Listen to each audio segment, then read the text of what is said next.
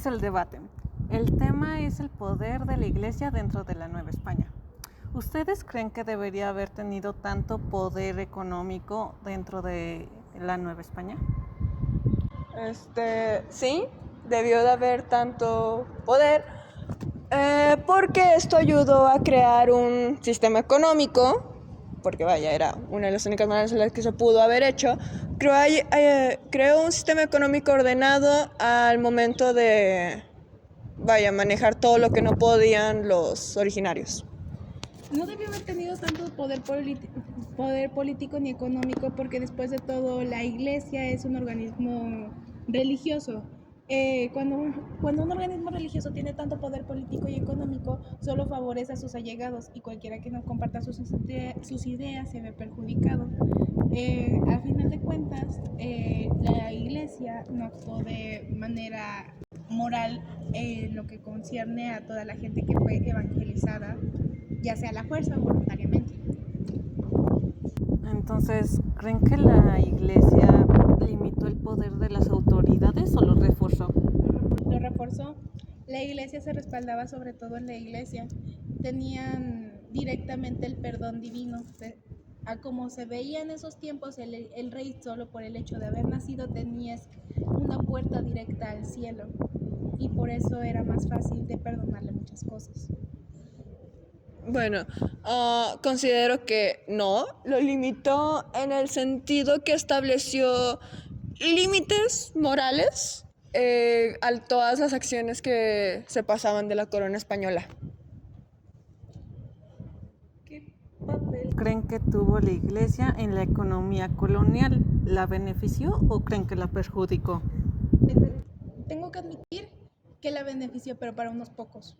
La benefició La benefició a favor de todos los aristócratas y europeos y la perjudicó en lo que era la mayoría, que eran los proveedores, que eran los esclavos, que eran los productores, los encargados de los molinos, los agricultores, los ganaderos, toda esa gente a la que no se le daba ni alma ni respeto.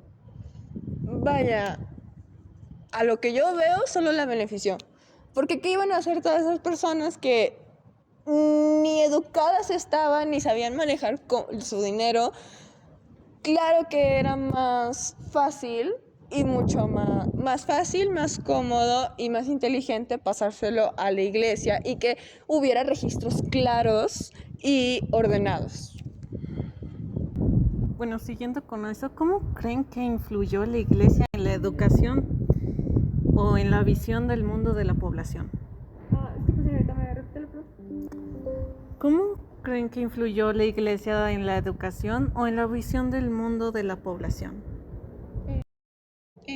Estableció una educación principalmente católica, era no educar a los indios en cuestión de leer, escribir o hacer algunas cuentas simples, sino que era en cuestión de saber su religión para poder adaptarse mejor a las personas que habían llegado.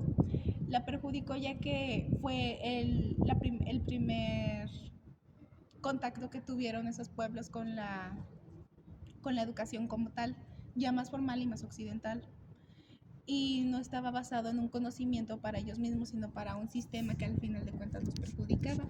Y cosas como la culpa religiosa o los valores demasiado católicos y estrictos se siguieron pasando hasta su adultez y hasta el día de hoy todavía tenemos esa clase de valores, como puede ser tantos, sí, tal vez el respeto a las instituciones, pero la sumisión a ellas también. Ah, vaya, sí.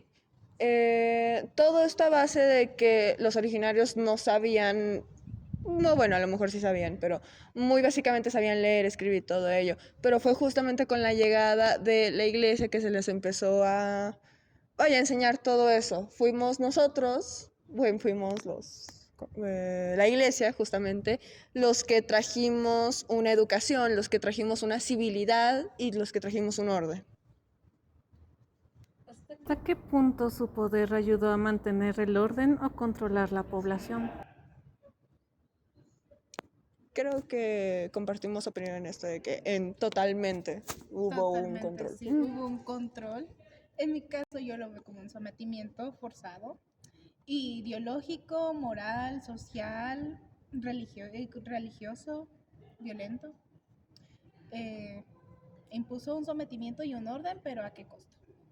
Yo lo veo como que nos encaminaron hacia lo correcto, nos encaminaron hacia reglas morales, nos encaminaron hacia saber qué hacer y qué no hacer, vaya. ¿Y el poder que tenía la Iglesia, qué consecuencias trajo la pérdida de este tras la independencia?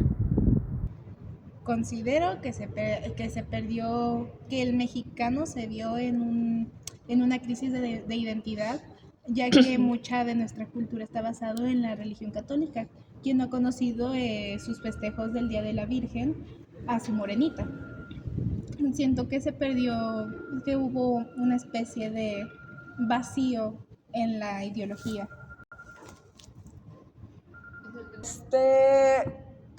Las consecuencias que hubo.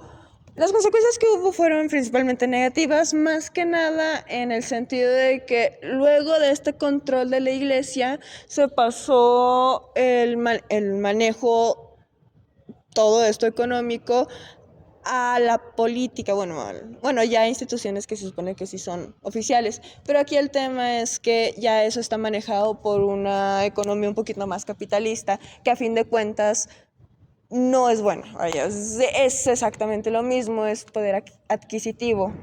¿Por qué no está manejado a través del visor de algo moral, vaya, que son los estándares de la iglesia, ¿no?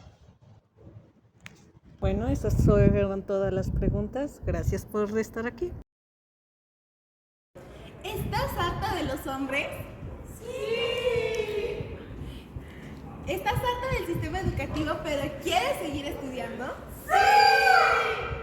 ¿Te preocupa la futura crisis política, económica e inmobiliaria? ¿No tener ni patrimonio ni casa mientras estás en tus 30s? Sí. En ese caso puedes aplicar el plan de Sor Juana Inés de Jesús y unirte al convento.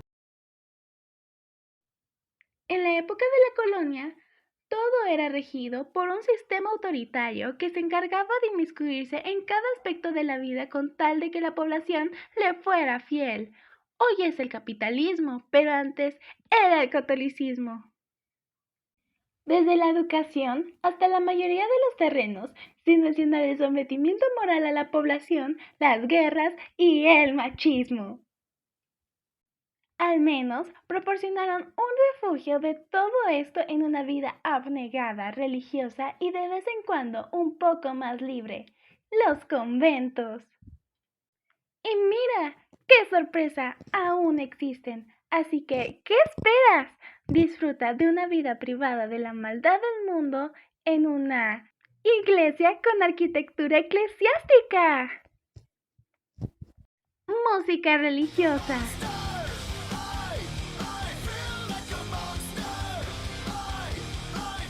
Amigas católicas, ¿qué esperas? ¿Quieres vivir tu propia novela de época para escapar de la realidad? Adiós Orgullo y Prejuicio y Mr. Darcy. Hola a la Biblia y adiós. Aplica la Sor Juana Inés de la Cruz y entra al convento. Volvamos a la Iglesia Católica. Y recuerda, el único hombre en quien puedes confiar es Jesús. Se dice de ella en esta época, estableció varias cosas dentro de la cultura mexicana: arte, religión, arquitectura y festejos típicos.